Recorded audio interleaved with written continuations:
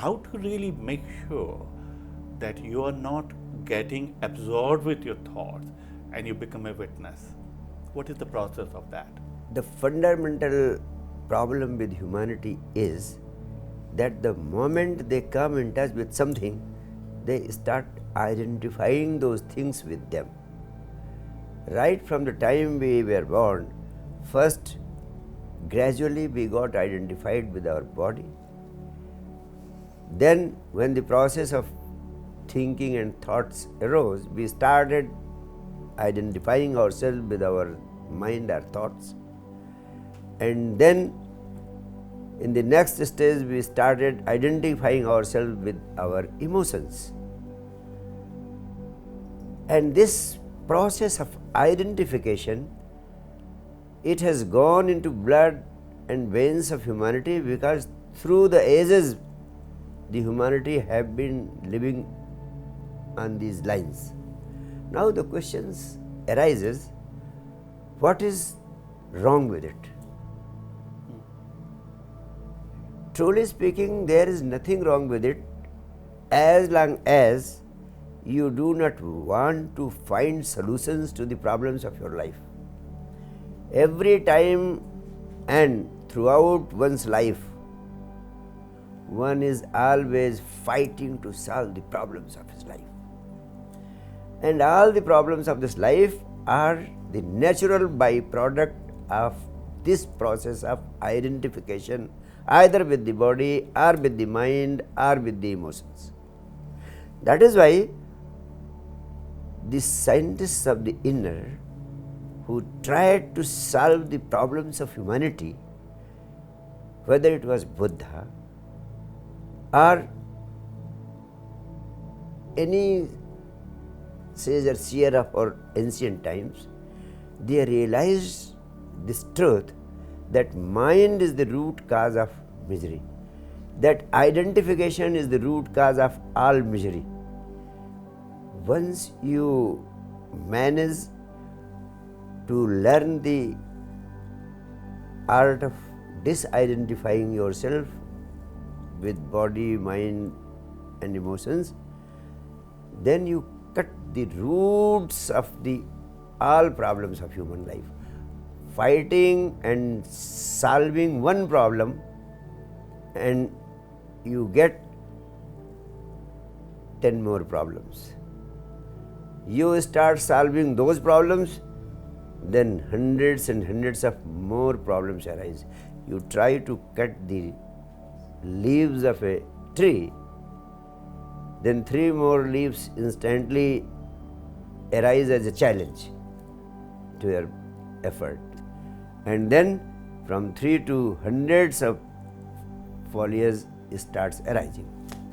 Now the question is, the problems of human life, whether it is anxiety or depression or vaulting ambition, whatever is the root of the trouble, all such problems cannot be dealt with without striking at the root of the problem.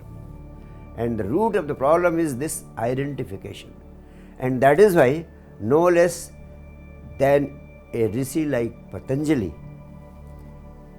he provided Eightfold Path for offering solutions to human problems. The most important were dharana, dhyan and samadhi. The rest of the 5 limbs, they were connected with the outward dimensions of creating a background for cutting the roots of the human suffering. But the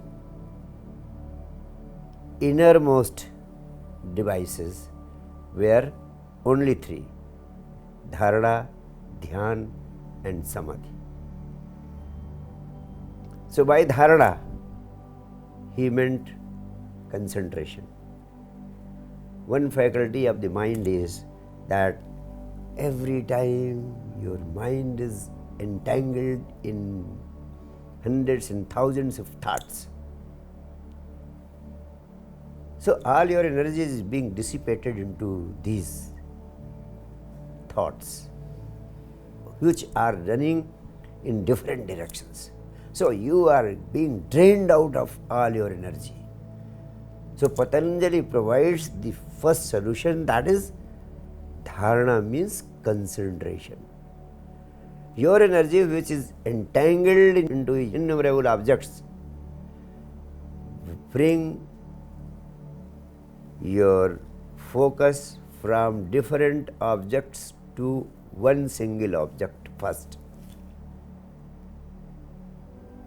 So this is the process of dharana or concentration. And then he says, this is very relevant to see, when you withdraw all your energy from being dissipated into different objects and you put it into one, then you experience concentration for the first time into one object. Now your mind energy has got focused on only one object. Now there are only two things, the subject, one who is focusing, and the object where the attention is focused. So that is the life of the scientist. Every time he is diverting his attention from all the different objects of life and putting it in his laboratory on a specific object. And through this process of concentration, the scientist becomes capable of knowing a number of things about the object. The knowledge of object is revealed to him. How? Through this process of concentration. So process of concentration is the tool of the scientists. You are a scientist of the mind. So your focus goes at the mind.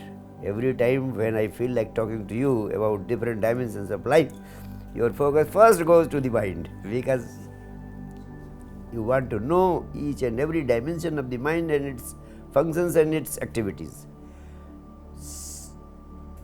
So, but there is another person. Patanjali says it is the first step.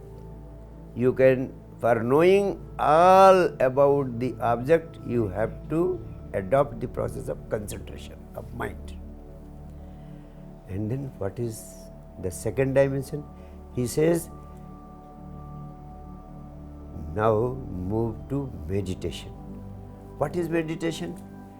Meditation means now the mind is continuously focusing on a specific subject, and this continuous flow of consciousness on one object, continuous flow of consciousness on one object becomes meditation.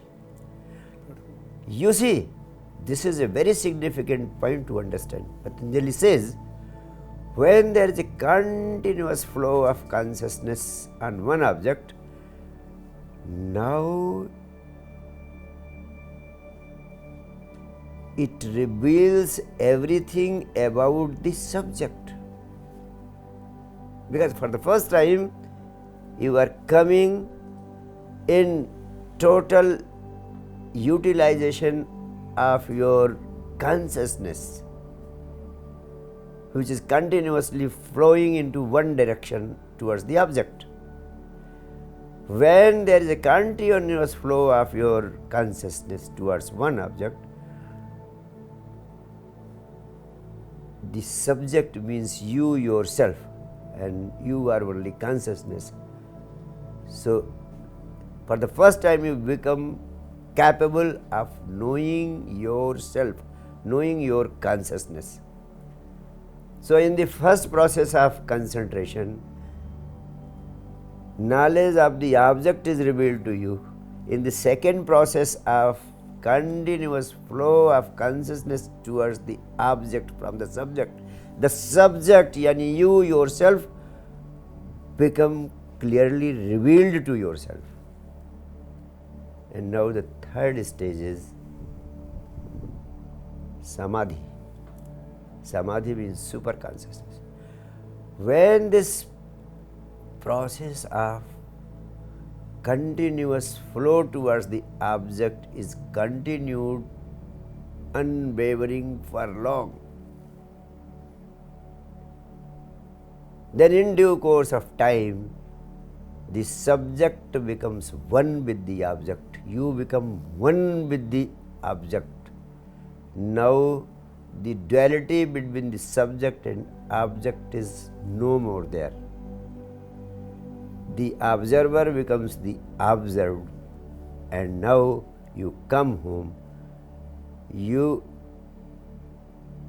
come to realize your own self. That is what we call super consciousness, and in that state of super consciousness, you become bliss. You become one with the energy of the universe. So, this is by applying these three right processes, your mind power can lead you to the status and experience of bliss, what we call samadhi. Beautiful. See, it's very interesting because it's very complex the way Patanjali has defined 8 limbs of yoga. But the way you described it is quite real, quite. I would like to tell you that as long as you are simply trying to go into dissection of the mind and its processes and not trying to imbibe the impact of your own consciousness through the processes our sages and seers of ancient times had experienced it, you will simply remain a child of a student of mind. But I want you to become a master of your mind so that you can develop the capability of transcending mind and going beyond it. And going beyond it is the most invaluable experience which every human being must have before leaving this body on this planet.